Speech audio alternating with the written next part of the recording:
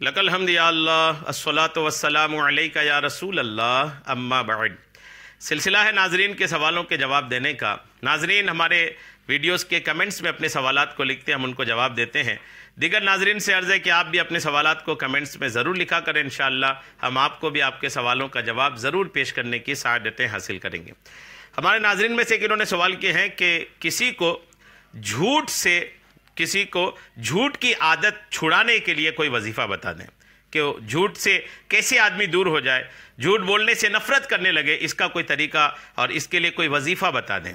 میں انشاءاللہ دونوں باتوں پر غور کرتا ہوں کہ کیسے کسی کی جھوٹ کی عادت کو چھڑائی جائے اور کیسے کسی کو کس وظیفے کے ذریعے سے جھوٹ بولنے کی عادت کو چھوڑ کر آدمی سچ بولنے کی عادت پر آ جائے۔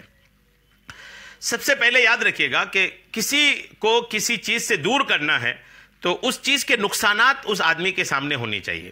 جب تک اس کے نقصانات، اس کے برے اثرات، دنیا آخرت کے اس میں ہونے والے نقصانات جب تک ان کے سامنے نہیں ہوں گے نا، تب تک بندہ اس سے اتنا نہیں بچے گا۔ تو اگر آپ بچانا چاہتے ہیں تو سب سے پہلے جھوٹ کے جو نقصانات ہیں ان کے سامنے پیش کریں۔ اس میں سے کچھ میں آپ کو پیش کرتا ہوں۔ اللہ پاک کے آخری نبی صلی اللہ تعالیٰ علیہ وسلم کا فرمان ہے، جھوٹ سے بچو، کیونکہ جھوٹ گناہ کی طرف لے جاتا ہے اور گناہ جہنم کی طرف لے جاتا ہے۔ آدمی ہمیشہ جھوٹ بولتا رہتا ہے اور اس کے جستجو میں رہتا ہے، یہاں تک کہ اللہ پاک کے نزدیک وہ بہت بڑا جھوٹا لکھ دیا جاتا ہے۔ جو جھوٹ بولنے کی عادت نہیں چھوڑتا، جھوٹ پر جھوٹ بولتا چلا جاتا ہے نا، تو اللہ کریم کی بارگاہ میں اس کو بڑا جھوٹا لکھ دیا جاتا ہے۔ بات کا حقیقت کے خلاف ہونا یہ جھوٹ ہے۔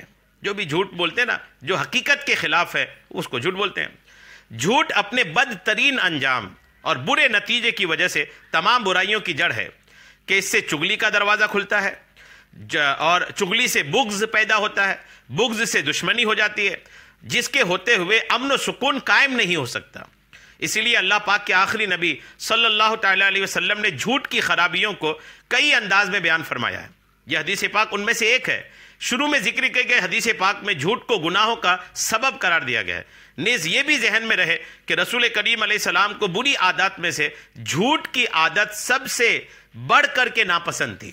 جتنی بری عادتیں ہیں ان تمام بری عادتوں میں سب سے زیادہ ناپسند ہمارے نبی کو جو عادت تھی وہ جھوٹ بولنا تھی۔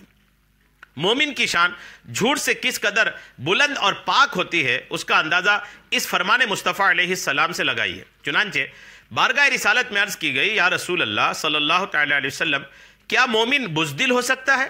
ارشاد فرمایا ہاں۔ پوچھا گیا کیا مومن بخیل ہو سکتا ہے؟ ارشاد فرمایا ہاں۔ پوچھا گیا کیا مومن جھوٹا ہو سکتا ہے؟ تو آقا کریم علیہ السلام نے ارشاد فرمایا نہیں، مومن جھوٹا نہیں ہو سکتا۔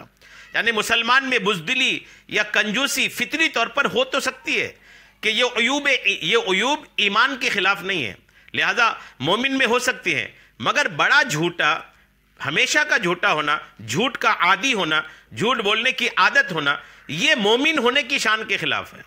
یہ مومن کے اندر نہیں ہوتا۔ یعنی بزدلی ہو سکتی ہے، کنجوسی ہو سکتی ہے، لیکن جھوٹ یہ مومن کے اندر نہیں ہو سکتی۔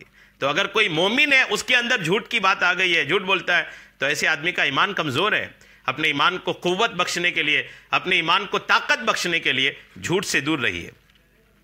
جھوٹ سے بچنے کی تاکید اس لیے کی گئی ہے کہ اس میں دنیا آخرت کی کئی نقصانات ہیں۔ مثلا جھوٹ کبیرہ گناہ میں سے بدترین گناہ ہے۔ جھوٹ بولنا منافق کی نشانیوں میں سے ایک نشانی ہے۔ جھوٹ ایمان کے مخالف ہے۔ جب بندہ جھوٹ بولتا ہے اس کی بدبو سے فرشتہ 1 میل دور ہو جاتا ہے۔ جو جھوٹ بولتا ہے اس کا حسن و جمال جاتا رہتا ہے۔ ایک روایت میں کہ جو جھوٹ بولتا ہے اس کے چہرے کی آب و تاب اور رونق جو ہے وہ ختم ہو جاتی ہے۔ جھوٹ ہر برائی کے دروازے کو سیراب کرتا ہے، جیسے کہ پانی درخت کی جڑوں کو سیراب کرتا ہے۔ جھوٹ بولنے سے منہ کالا ہوتا ہے۔ جھوٹ بولنے سے قیامت کے دن اللہ پاک کے نزدیک سب سے زیادہ ناپسندیدہ افراد میں وہ بھی شامل ہوگا جو دنیا میں جھوٹ بولتا تھا۔ جھوٹ میں بھلائی نہیں ہے۔ اس تفصیل سے حدیث کے اس حصے کے آقا نے فرمایا جھوٹ سے بچو میں موجود تاکید کی حکمت واضح ہو گئی۔ اب حدیث پاک کے دوسرے حصے جھوٹ گناہ کی طرف لے جاتا ہے، اس کی بھی وضاحت مختصر میں ملاحظہ فرمائیے۔ جھوٹ میں بظاہر نجات دکھتی ہے۔ جھوٹ بول کے آدمی بظاہر کسی چیز سے بچ جاتا ہے، لیکن حقیقت میں وہ ہلاکت ہوتی ہے۔ لوگ اسی ظاہر سے دھوکہ کھا کر جھوٹ کا سہارا لیتے ہیں اور بڑے بڑے گناہ کر بیٹھتے ہیں۔ اس بات کو سمجھانے کے لیے چند مثالیں پیش کرتا ہوں۔ قرآن میں ہے نا، حدیث میں یوں ہے، ایک روایت میں آیا ہے وغیرہ جیسے الفاظ سننے میں آتے ہوں گے، حالانکہ جو بات وہ کہتے ہیں وہ نہ قرآن میں مذکور ہوتی ہے نہ کہ کسی حدیث یا روایت میں۔ لوگ اس طرح کے جھوٹے حوالے اپنی جہالت چھپانے یا اپنے علم کی دھاک بٹھانے کے لیے کہہ دیتے ہیں، اور پھر اس پر دلیری دکھاتے ہوئے کبھی تو منمانی تشریح کر کے اللہ رسول پر بہتان باندھنے کا گناہ کبیرہ کر لیتے ہیں۔ بسا اوقات اس طرح کا جھوٹ اللہ پاک اور رسول کریم کے فرمان یا اسلام کے کسی بنیادی عقیدے کے انکار کے طور پر بھی لوگ کر دیتے ہیں، یعنی حدیث نہیں ہے حدیث بول دیتے ہیں، قرآن میں نہیں ہے قرآن میں بول دیتے ہیں۔ تو ایسے لوگوں کے بارے میں آقا کریم نے فرمایا کہ جو مجھ پر جان بوجھ کر جھوٹ باندھے وہ اپنا ٹھکانہ جہنم میں بنا لے۔ تو جب جھوٹ بولنے والا جھوٹ بولتا ہے نا تو حدیں پار کرنے لگتا ہے، وہ سرحدیں پار کرتا ہے، پھر اللہ رسول پر بھی جھوٹ باندھنے کی باری آ جاتی ہے۔ تو یہ بہت عجیب و غریب چیز ہے، اس سے بچنی چاہیے۔